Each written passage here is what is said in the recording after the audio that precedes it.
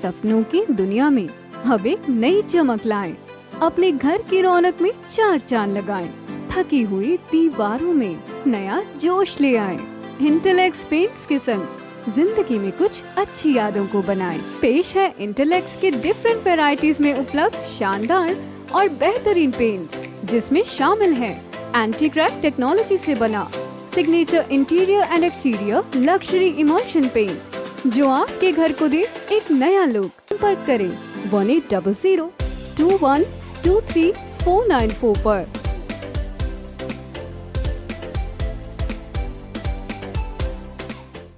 जो कल बहादुरगढ़ में हुआ, जिस तरह से जगदीश नंबरदार ने, जो चौधरी मांगेराम जो राठी जो थे, जो चौधरी देवीलाल जी की कैबिनेट में मंत्री हुआ करते थे, जो उनका सुसाइड हुआ, वो दुख खबर है। लेकिन उसमें जिस ढंग से सरकार ने एक बड़ी जल्दबाजी करी है, हमारे प्रदेश के अध्यक्ष चौधरी नफे सिंह राठी के खिलाफ भी उन्होंने एक मुकदमा दर्ज करने का काम किया है। ये सब चीजें करने से पहले पूरी जानकारी लेनी चाहिए थी। पुलिस के जुम्मे लगाना चाहिए था कि सुसाइड के पीछे क्या कारण है, और पहले सारे कारणों की जांच करके पता करके उसके बाद फिर कोई उन्होंने एफआईआर लॉन्च करनी चाहिए थी। बड़ी हैरानी की बात है, जो एसएसपी झज्जर है, उस समय हम यह स्वीकार करते हैं कि 26 तारीख को एक वीडियो वायरल हुआ, ऑडियो, और उस ऑडियो में चौधरी नफे सिंह राठी का नाम लिया गया कि इनकी वजह से मैं कल को अगर कोई आत्महत्या करता हूं तो उसके जिम्मेवार ये है। भारतीय जनता पार्टी से जुड़ा हुआ व्यक्ति था और उसने ये ऑडियो वायरल करके उससे पहले कहीं पुलिस में कोई भी एक भी शिकायत दर्ज नहीं कराई। इस 4 साल का जो प्रकरण बताया जा रहा है, जो 2019 का जिक्र किया गया उसमें, तो मैंने पूरा ऑडियो सुना है। उस 2019 से लेकर के 2023 आ गया, अब तक एक बार भी ना तो जगदीश नंबरदार की तरफ से, ना उसके परिवार के किसी सदस्य की तरफ से चौधरी नफे सिंह राठी के खिलाफ थाने में कोई कंप्लेंट दी गई। अगर चौधरी नफे सिंह राठी उनको कहीं हराश कर रहे थे तो फिर कंप्लेंट देनी चाहिए थी कि नहीं देनी चाहिए थी। उन्होंने कभी कोई कंप्लेंट नहीं करी। एक बार राठी साहब के दूर के रिश्ते में भांजा लगता है, उसके साथ जगदीश का कोई विवाद हुआ था और उसमें जगदीश राठी साहब के पास गया और जाकर के कहने लगा, ये रिश्ते में चाचा लगते हैं, दादा लगते हैं, चाचा कहते हैं कि तो हमारा समझौता करा दे। इन्होंने बैठ करके इनका आपस में समझौता करा दिया और समझौता होने के बाद वो अपने घर चला गया, वो अपने घर चला गया। उसके बाद इनका उनका कोई आज तक का दूर नजदीक का वास्ता भी नहीं। नंबर 2, जो 26 तारीख को ऑडियो वायरल हुआ, क्या पुलिस को उस पर संज्ञान नहीं लेना चाहिए था? जब उसमें मुख्यमंत्री से गुहार लगाई जा रही थी, होम मिनिस्टर से कहा जा रहा था, तो 26 से लेकर के अब तक पुलिस जो है, या सत्ता में बैठे लोग अपने उस कार्यकर्ता के प्रति गंभीर नहीं थे? क्या उस वक्त कोई कंप्लेंट लेकर के कार्रवाई नहीं करनी चाहिए थी? उस वक्त राठी साहब के एक साथी का जिसका नाम लिया गया, इनकी तरफ से थाने में एक रिपोर्ट जाकर के दर्ज कराई गई कि ये जो ऑडियो बनाई गई है, इसके पीछे कोई ना कोई बड़ा मकसद है, इसलिए इसकी तुरंत जांच की जाए और जांच की जाए। इसमें जो लोग भी कोई दोषी है, या जो सुसाइड करने की बात करता है, या जिसको ये ऑडियो बनाने के लिए मजबूर किया है किसी ने, उन लोगों का पता कराया जाए। अगर हम कहीं इसमें शामिल है तो उनको बुला करके पुलिस स्टेशन में इसके लिए उनसे कंप्लेंट ली जाए। ये सर्टिफाइड कॉपी है जो उस वक्त पुलिस में दी गई थी, ओरिजिनल कॉपी है। एसएचओ ने इसको रिसीव किया है और एसएचओ ने उसके बाद जगदीश को थाने में बुलाया और जगदीश ने एसएचओ के सामने ये बात स्वीकार करी कि मैं शराब के नशे में था। उस ऑडियो में भी साफ पता चलता है कि जब उस वक्त उसने ये ऑडियो बनाई थी उस वक्त पूर्ण रूप से शराब के नशे में था और उसने कहा कि मैंने गलती से ये सब चीजें कही है, आप इसको रफा दफा करो, मैं इसके लिए विधायक जी से, नफे सिंह जी से अपने आप बात कर लूंगा, उनसे माफी मांग लूंगा। ये तो एक सबूत है उस चीज का कि इन्होंने तो अपनी तरफ से कंप्लेंट दे रखी है और उन्होंने कोई भी अपनी तरफ से किसी भी थाने में आज तक कोई एफआईआर नहीं कराई। राठी साहब के खिलाफ आज तक कोई एफआईआर नहीं है। कितनी जल्दबाजी के अंदर एसआईटी का गठन किया गया और एसआईटी बना करके एसआईटी के लोग और किसी से पूछताछ करने के लिए नहीं गए और किसी को नोटिस नहीं दिया कि हम आपसे पूछताछ करने के लिए आ रहे हैं। एसआईटी का मतलब होता है कि हर चीज की पहले नोटिस दे करके उसकी जांच पड़ताल की जाए। सीधा राठी साहब के घर पे पुलिस की जिप्सियां भेज दी, डीएसपी स्वयं गया, डीएसपी के साथ 2 पुलिस की गाड़ियां और गई, एक सिर्फ दहशत बनाने के लिए कि हम तो भाई इस मामले के अंदर जो है आपको अरेस्ट करेंगे। अगर कोई कसूरवार है तो हम नहीं कहते कि उसको अरेस्ट ना करो, लेकिन किसी भी पॉलिटिकल आदमी को बदनाम करने के लिए इस तरह से पुलिस का इस्तेमाल नहीं करना चाहिए। आप ये देखो, इनके मामले में तो एसआईटी बना दी और एसआईटी ने जाकर के इनके घर पे रेड भी मार ली। दूसरी तरफ एक कोचवाड़ा जो मामला है, जो संदीप सिंह का इश्यू है, वो कितना सीरियस मामला है। उसके अंदर सरकार ने अपनी तरफ से एक एसआईटी बनाई थी, ममता जी जो एडिशनल डीजी है उनके नेतृत्व में 2 आईपीएस अफसर लगाए थे साथ में। 15 दिन का वक्त दिया था कि हम 15 दिन के अंदर इसकी जांच करके पूरे मामले की और सार्वजनिक करेंगे, रिपोर्ट सरकार को सौंप देंगे। आज तक किसी ने एक बारी भी किसी को कोई नोटिस नहीं दिया और कोई पूछताछ नहीं करी। आप इस बात से अंदाजा लगा लो कि सरकार कितनी सीरियस है। किस तरह से किसी एक राजनीतिक व्यक्ति को, किसी एक राजनीतिक दल के ऊपर कलंकित करने के लिए कितने छोटे हथकंडे अपनाए जाते हैं, किस तरह के षड्यंत्र रचे जाते हैं। हमारी डिमांड है इसमें कि बजाय हरियाणा की पुलिस से इसकी जांच करा के इस मामले को सीबीआई को सौंपना चाहिए, इसको भी और संदीप सिंह वाले मामले को, दोनों को सीबीआई को दे देना चाहिए, ताकि ये साफ हो कि उसने सुसाइड क्यों किया, उसके पीछे कौन लोग थे। जो ऑडियो बनाई गई उस ऑडियो को सबसे पहले वायरल किसने किया? उस ऑडियो को वायरल करने वाला कोई और व्यक्ति नहीं, जेजेपी का प्रदेश कार्यकारिणी का एक सदस्य है जो भादुरगढ़ का रहने वाला है और रहता है पंचकुला में, जिसका नाम है सनबीर सिंह दलाल।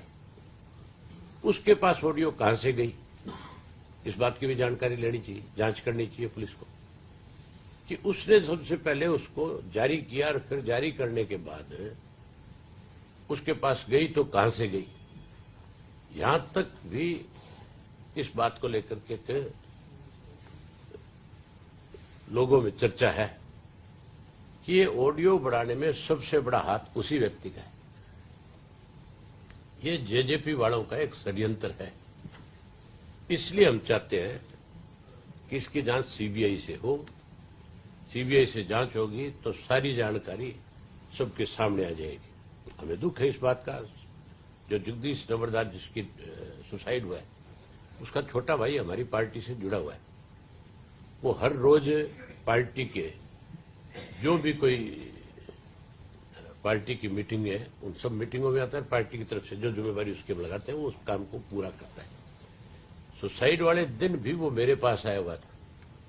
अगर कोई ऐसी बात होती तो 100% मेरे आगे जिक्र करता है। जो मुझे पिछले 4-5 वर्ष से लगातार मिलता है वो कभी ना कभी मेरे आगे भी इस बात का जिक्र करता है कि जी हमें नफे सिंह की वजह से ये परेशानी है। आज तक कभी उन्होंने इस तरह की बात नहीं करी। आप सभी उनसे पूछ सकते हो कि उन्होंने कभी जिक्र किया है। ये मान के चलो, अगर आदमी को कोई मानसिक पीड़ा होगी, किसी से कोई तकलीफ होगी, अगर वो किसी के करीब होगा तो उसके आगे जरूर जिक्र करेगा। उसने एक दिन भी जिक्र नहीं किया। तो ये सारा जो मामला है, इस सारे मामले की जांच हर हालत में सीबीआई को सौंपनी चाहिए सरकार को, ताकि सारी चीजें लोगों के सामने आए कि इसके पीछे कौन लोग हैं। ये एक साजिश है। ये साजिश किसने करी, किसने रचा इस साजिश को, उस आदमी का नाम सामने जरूर आना चाहिए। अगर जी आपने कहा कि ऑडियो वायरल होने की आपने शिकायत भी दी है कि इसकी जांच कराई जाए, उस शिकायत कब दी थी, कौन सी तारीख थी? और ये 27 तारीख को दी हुई है। 27 तारीख को 27 दिसंबर 2022 को। तो इस वाले मामले में बुलाया गया था सर थाने के अंदर नफे सिंह जी को भी, या फिर किसी को नहीं बुलाया? किसी को नहीं बुलाया। किसी को भी नहीं बुलाया। सिर्फ उसको जगदीश को कहते हैं बुलाया गया।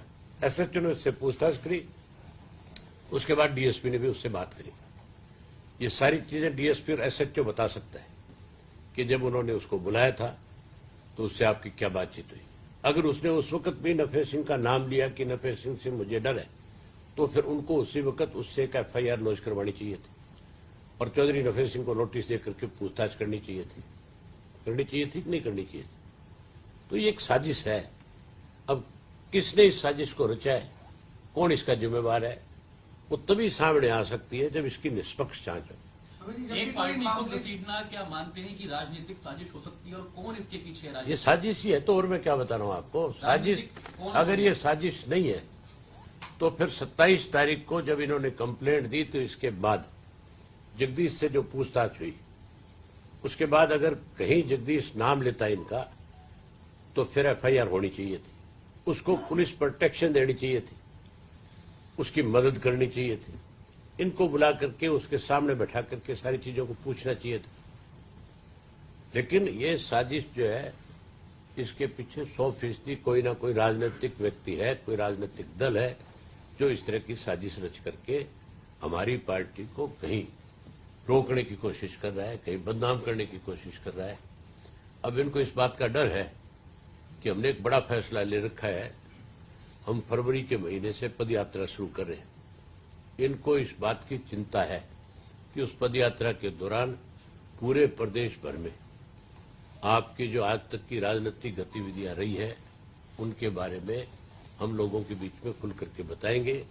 एक एक गांव शहर जा करके इनकी पोल खोलने का काम करेंगे कि किस तरह से इन्होंने हरियाणा प्रदेश को कर्जे में डुबोने का काम किया है, किस ढंग से इन्होंने युवाओं की अनदेखी करी है, युवाओं को बजाय रोजगार बेरोजगारी भत्ता देने के, नौकरी देने के, कहीं नशे के कारोबार से जोड़ने का इन लोगों ने काम किया है, जो आज चरम सीमा पे हरियाणा में है, जिसको रोकने की बजाय सरकार की तरफ से संरक्षण है।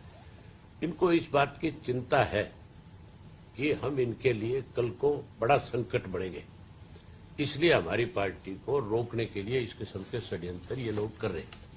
अबे जी, जब भी कोई शिकायत थाने में दी जाती है तो दोनों पार्टियों को बुलाकर एक राजीनामा भी हो जाता है कि यदि शिकायत सही नहीं है तो इसमें कोई उनकी तरफ से कोई राजीनामा लिखा गया? जैसे आपने कहा जगदीश को बुलाया और एसएचओ डीएसपी के बीच बात भी हुई, उनको पूछा, उन्होंने कबूल किया कि वो शराब के नशे में थे। अब उससे उन्होंने क्या बात करी तो वो बताएंगे। लेकिन इन्होंने किसी भी व्यक्ति को, जिन लोगों के नाम लिए गए उनमें से एक को भी पुलिस स्टेशन में बुला करके नहीं पूछा गया कि सारा मामला क्या है। फिर आप एक चीज बताओ ना, आज उन्होंने ये कहा है कि भी मेरी मौत का जिम्मेवार नफे सिंह राठी है। अगर नफे सिंह राठी का इतना प्रेशर और दबाव था तो फिर उन्होंने पुलिस में कंप्लेंट पहले क्यों नहीं दी? देनी चाहिए थी कि नहीं देनी चाहिए थी? कोई आदमी मरने से तो अच्छा है जाकर के पहले अपनी रिपोर्ट दर्ज कराएगा, नहीं कराएगा। 2019 से बात की जा रही है, आज 2023 आ गई, 4 साल हो गए। 4 साल में कितनी दफा वो लोग मुख्यमंत्री से मिले होंगे, मिनिस्टर से मिले होंगे, कभी एक बार भी जिक्र नहीं, कभी एक बार भी कोई कंप्लेंट नहीं है। अगर किसी के खिलाफ कोई शिकायत है, अगर मुझे किसी के खिलाफ कोई शिकायत है, अगर मेरी कहीं सुनवाई नहीं हो रही है, तो मैं कम से कम पुलिस के बीच में जाऊंगा कि नहीं जाऊंगा, मैं पुलिस को अपनी दरखास्त दूंगा कि नहीं दूंगा, कोई सबूत तो रखूंगा कि नहीं रखूंगा। प्रदेश अध्यक्ष से हटाने की भी मांग कर रहे हैं वो। उनके कहने से उनकी मांग के ऊपर कोई हम इनको दोषी करार दे देंगे, उनके कहने से कोई दोषी हो जाएगा। ये हमारा फैसला है, ये हमने तय करना है, हमारी पार्टी ने ये फैसला लेना है कि हमें किसको अध्यक्ष बनाना है, किसको किस पद की जिम्मेवारी देनी है। वो लोग कौन होते हैं? अभी जी जब कोच पर आरोप लगे थे तो आपके द्वारा जब कोच ने आरोप लगाए थे मंत्री के ऊपर, तो आपके द्वारा लगातार ये कहा जा रहा था कि मंत्री पद से हटाया जाए, उनको हटाने की मांग आपने ही की थी सबसे पहले। तो आपको नहीं लगता कि आपको भी जब आरोप लगे हैं तो पहले पार्टी से जब वहां मांग कर रहे थे अपनी पार्टी पे भी उसको आप अपनाएं? हमारे पास तो सबूत है इस बात का। सफाई तो वो भी दे रहे थे। नहीं, वो सबूत के साथ सफाई देना कहीं, हमारे पास तो सबूत है इस बात के, उनके पास कौन से सबूत है? उसने क्या सफाई दी है? आज तक वो कभी आप लोगों के सामने आया? कभी एक दिन भी प्रेस के सामने आकर के उसने बताया कि मेरे खिलाफ ये जो जितने भी कोई इस तरह की बातें कही जा रही है वो झूठी है? आता कहता, सच्चाई सामने आती, कोई सबूत लेकर के आती। ये तो आपके सामने है कि 27 तारीख को कंप्लेंट दी है और उसके बाद कोई कार्रवाई नहीं हो रही, तो इसका मतलब पुलिस ने उनसे पूछताछ करके पुलिस संतुष्ट होगी कि इसमें इन लोगों का कोई मतलब नहीं है। सर अब मामला दर्ज हो गया, बाई नेम मामला दर्ज हुआ है, अब क्या आप एफआईआर से नाम हटवाने की भी? हम नाम नहीं हटाना चाहते, हम ये कहते हैं कि इस मामले की जांच सीबीआई से हो और सीबीआई से जांच और इस बात का पता लगे कि इसके पीछे कौन षड्यंत्रकारी है, किसने ये षड्यंत्र रचा है, किसने उसको मरने पे मजबूर किया, किसने उससे इन लोगों के नाम लेने पे मजबूर किया। हमें भी उसके मरने पे अफसोस है, लेकिन हम चाहते हैं कि सारी चीजें सामने आए, ये जरूरी है। सर क्या वो ऑडियो सुना सकते हैं, अगर आप टेलीविजन पर लाइव चल रहा है, कि आप वो ऑडियो सुना सकते हैं जिसमें वो नाम ले रहे हैं, इसमें जो आप कहते हैं सबूत है आपके पास एक ऑडियो जो आई हुई है वो आपने सुनी नहीं क्या? नहीं सर सुनी है। हाँ। आपके माध्यम से सुनाई जाएगी, आप देखिए आप बात बोल रहे हो तो आपके माध्यम से सुनाई जाएगी तो वो थोड़ा सा अच्छा जाएगा, इसलिए मैं चाह रहा हूँ नाम आ रहा नहीं, बोल रहे नाम ले रहे सर। मेरा तो मैंने आपको बताई है ना सारी बात, मैं तो आपके सामने सारी चीजें कही रहा हूं। मैं तो आपको बता रहा हूं कि भाई अगर कोई दोषी है तो हम ये नहीं कहते कि आप उस दोषी को जो है उसके खिलाफ कोई कार्रवाई ना करें, लेकिन किसी को निर्दोष और किसी को बदनाम करने के लिए किसी पार्टी पे इस तरह का आरोप लगा करके उसे बदनाम करने के लिए, वो गलत है। इस तरह की बात भी आपके पास सामने आई थी कि कोई ऑडियो में ये भी कहा गया था कि किस व्यक्ति को आपने प्रदेश अध्यक्ष बना रखा है, आप उसे हटाइए। अरे भाई ये दारू पी के कोई कुछ बोल देगा, क्या आप उन सब बातों को मान लोगे? कल को कोई आपको कहते इसको चैनल से निकाल दो, है? आप निकल जाओगे? क्या छोटी बातें कर रहे हो? जिस आदमी को होशो आवास नहीं था, जो शराब के नशे में था, अगर वो इस तरह की बातें करता है तो क्या उनकी बातों को कोई महत्व देगा? अगर उसकी बात में कहीं कोई दम होता तो फिर 27 तारीख के बाद पुलिस ने जब उसको बुलाया था तो फिर कंप्लेंट उससे लेकर के इनके खिलाफ कार्रवाई करते।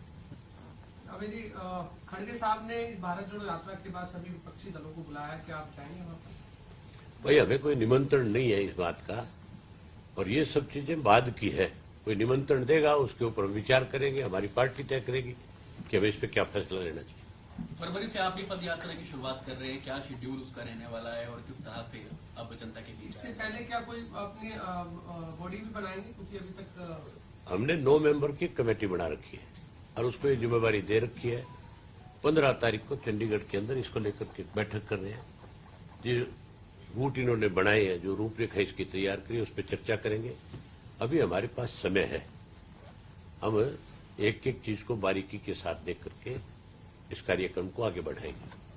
जैसे राहुल गांधी यात्रा कर रहे हैं कि नफरत के बाजार में मोहब्बत की दुकान खोल रहे हैं, इनेलो हरियाणा परिवर्तन यात्रा शुरू करिए, क्या कुछ परिवर्तन आप लोग यात्रा के माध्यम से? हम लोगों के बीच में जो इन्होंने 8 वर्ष के अंदर इस प्रदेश में लूट मचाई है, जिस तरह से प्रदेश को कर्जे में डुबोया है, जिस ढंग से बेरोजगार बढ़ाने का काम किया है, जिस तरह से अलग अलग घोटाले किए हैं, उन सब चीजों का जिक्र प्रदेश के लोगों के बीच में करेंगे।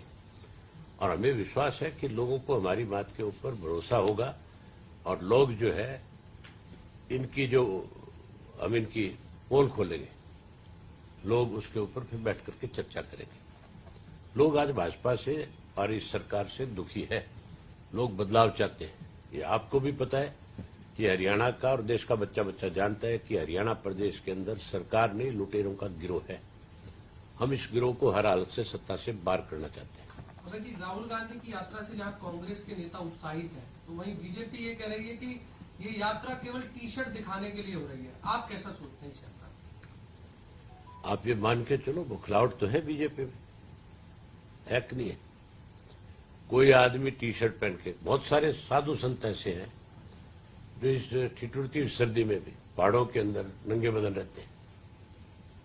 वो किसका जिस्म कैसा बना हुआ है, वो क्या पहनता है क्या नहीं पहनता है, इस पे टिप्पणी नहीं होनी चाहिए, ये गलत है।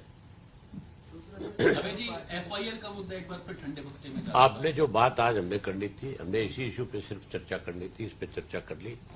मैं कहूंगा कि आप इस मामले को, जो चीजें हमने आपके सामने रखी है, आप जनता के बीच में इस सारे इशू को जरूर स्पष्ट करें, ताकि आज कोई गलतफहमी किसी को ही है वो दूर हो जाए। लास्ट है जी, पुलिस दबिश दे रही है जिस तरह आपने भी कहा, तो यदि अब नफर सिंह जी को गिरफ्तार कर लेती है? नफेर सिंह जी अब बहादुरगढ़ जाएंगे और बहादुरगढ़ जा करके सभी हम डीएसपी को या जो भी SIT का इंचार्ज है उसको फोन करेंगे और कहेंगे कि मैं अपने घर पे हूं, आपने मेरे से किसी भी तरह की कोई पूछताछ करनी, आप आओ, आपका स्वागत है।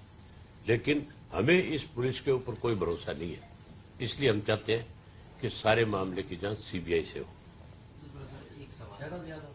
युवाओं को अपनी टीम की अब आप छोड़ो इस बात को, जो बात हमने करनी थी आपसे करनी। Thank you. हाँ, शरद यादव जी से हमारे बहुत पुराने संबंध रहे हैं। चौधरी देवीलाल जी की उंगली पकड़ करके शरद यादव जी ने अपनी राजनीति शुरू करी थी। हमें बहुत आघात है इस बात का कि आज वो हमारे बीच में नहीं रहे। वो बहुत स्पष्टवादी और जमीन से जुड़े हुए नेता थे। वो गरीब के हमदर्द थे, कमजोर के हमदर्द थे। उन्होंने हमेशा गांव के लोग, जो खास करके बिहार में जिन्हें दबाया और कुचला जाता है, उन लोगों के लिए लड़े। आज वो हमारे बीच में नहीं है, उसके लिए हमारी पूरी पार्टी को और पूरे परिवार को इससे दुख है। हम चाहते हैं परमपिता परमात्मा उनको अपने चरणों में स्थान दे और उनके परिवार को हौसला दे, उनका परिवार उनके पद चिन्हों पे चल करके जनता की सेवा करे।